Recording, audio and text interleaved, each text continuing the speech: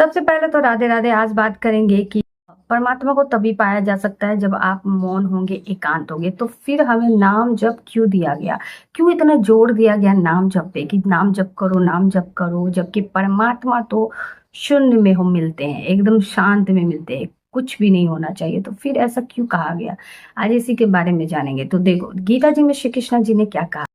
उन्होंने कहा आप उनसे, यानी कि इस यूनिवर्स से आप तभी कनेक्ट हो सकते हैं, तभी संपर्क बना सकते हैं जब आप इस सांसारिक झंझटों से दूर कहीं शांत जगह बैठो, एकांत में बैठो, खुद को खोजो, खुद में ध्यान केंद्रित करो और मन पूरी स्थिर होनी चाहिए। ठीक है, आपका सारा संबंध जो है ना इस वातावरण, इस सारी चीजों से छूट जाए, तभी आप उनसे संपर्क बना सकते हैं। लेकिन क्या ये सबके लिए पॉसिबल है? क्या ये सब कर पाते हैं?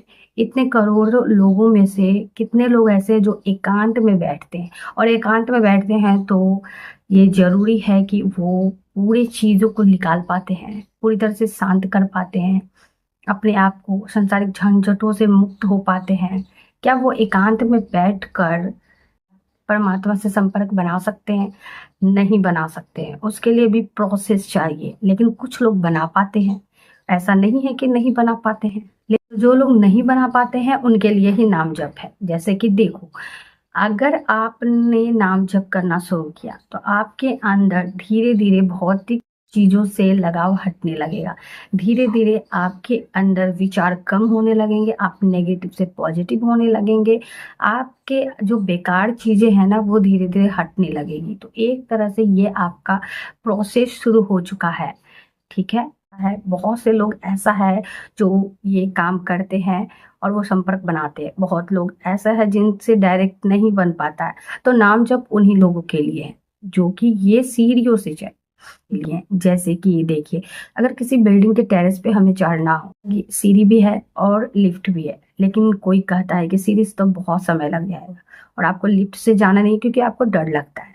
ठीक है, तो आपको जाना नहीं, आप बीच में ही बैठ गए कि अब सीढ़ी से तो देर लगेगी और लिफ्ट से मुझे जाना नहीं, तो आप परमात्मा तक नहीं पहुंच पाएंगे। लेकिन जो सीढ़ियों से जा रहा है और जो लिफ्ट से जा रहा है वो एक ना एक दिन संपर्क बना लेंगे परमात्मा से। और जब संपर्क बनाएंगे तो परमात्मा ये नहीं पूछेंगे कि आप कैसे संपर्क बनाए, आप सीढ़ियों से आए या लिफ्ट से आए, यानी कि आप नाम जप के साधन से आए या फिर आप ध्यान करके आए, ऐसा वो नहीं पूछने वाले हैं। क्योंकि नाम जब भी जब आप शुरू में करोगे तो ओठ से करोगे, धीरे धीरे वो कंठ तक आएगी, फिर हृदय तक आएगी, और फिर धीरे धीरे जब नाम जब बहुत ही गहन हो जाएगा तो फिर वो जाकर आपके रोए रोए से निकलने लगेगा, आप मौन हो जाओगे, नाम जब भी आपका छूट जाएगा और हर श्वास में नाम जब चलना शुरू हो जाएगा और मौन में ही परमात्मा मिलती है। तो आपने सीढ़ियों से चला, एक तरह से ओठ कंठ हृदय ये सब सीढ़ी है, और लास्ट में नाम जब भी छूट जाएगा आप मौन हो जाओगे।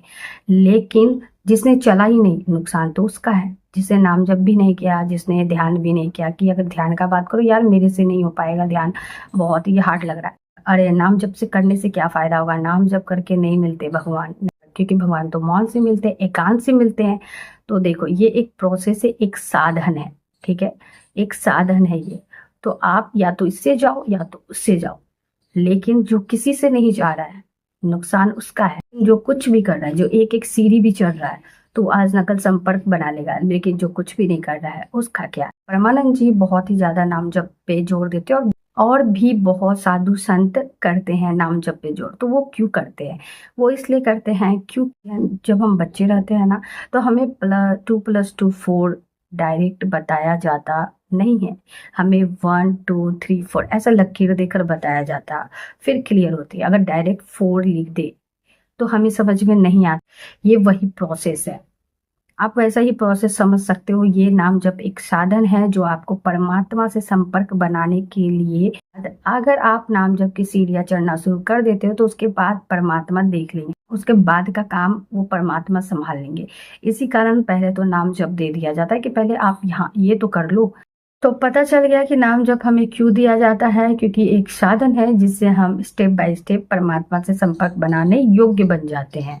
देखो, लॉर्डसे ने कहा था, जिनके बारे में ओशो जी हमेशा बोलते रहते, उन्होंने भी यही कहा था, जिसे छलांग लगानी है वो छलांग लगा लो, बेशक वो छलांग लगा लो, लेकिन जिसे छलांग लगानी नहीं आती है वो बैठे मत रहो, वो चलो, वो सीढ़ियों के सहारे ही आओ, कोई दिक्कत नहीं है, परमात्मा नहीं पूछने वाले हैं कि तुम किसके सहारे आए।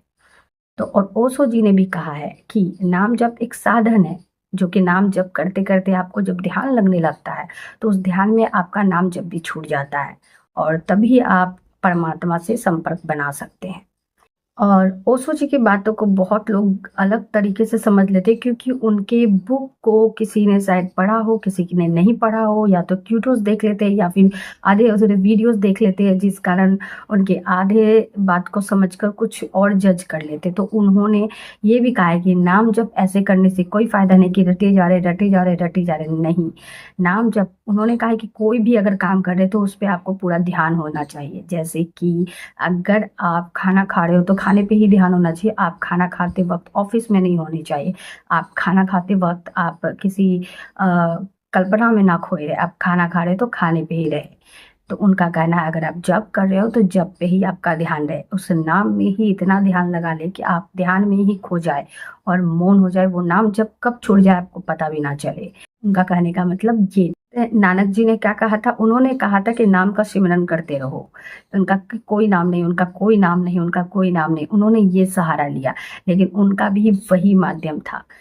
भले ही उन्होंने ये कहा कि उनका कोई नाम नहीं, कोई नाम नहीं, लेकिन उन्होंने भी पहले ओठ से शुरुआत की, कर्ण से, हृदय से, और फिर जाके हर श्वास में होने लगा, फिर अजप्पा हो गई। एक वक्त ऐसा भी आता है, जिस तरह नाम जप में एक वक्त ऐसा आया कि वो खुद ब खुद नाम जप हो रहा, आप प्रयास नहीं कर रहे हो। उसी तरह एक वक्त ऐसा आता है ध्यान में कि आप ध्यान नहीं करते हो, लेकिन वो स्वतः ही होने लगता है।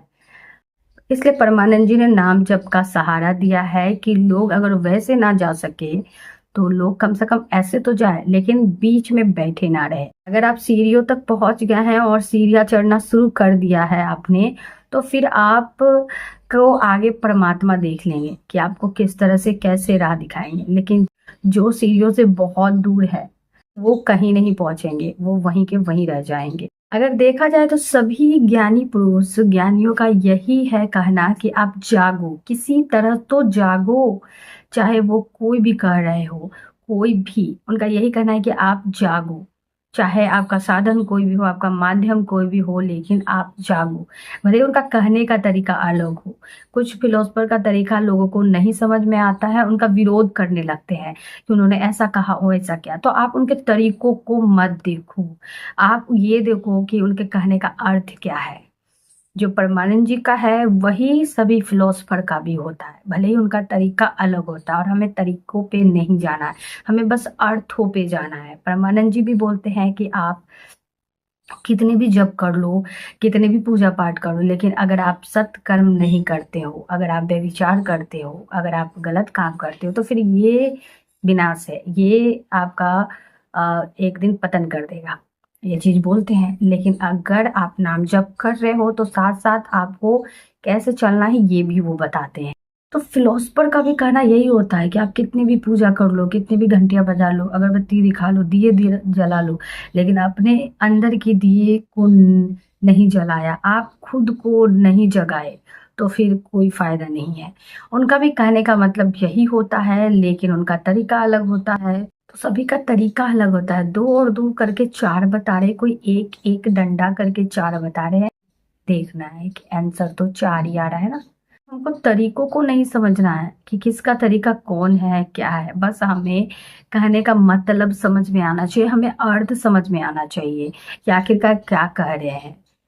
जो नाम जप कर रहे हैं वो कभी ना भगवान से संपर्क बना लेंगे, जो ध्यान कर रहे हैं वो भी संपर्क बना लेंगे। लेकिन जो कुछ भी नहीं कर रहे, कि ध्यान भी नहीं होगा हमसे और जब से कुछ भी नहीं होता, तो फिर उनका क्या होगा? वो तो कुछ भी नहीं कर रहे हैं, तो नुकसान उनका ही होगा। इसलिए जो कुछ कर रहे हैं वो बहुत कुछ कर रहे हैं। थैंक यू वीडियो देखने के लिए।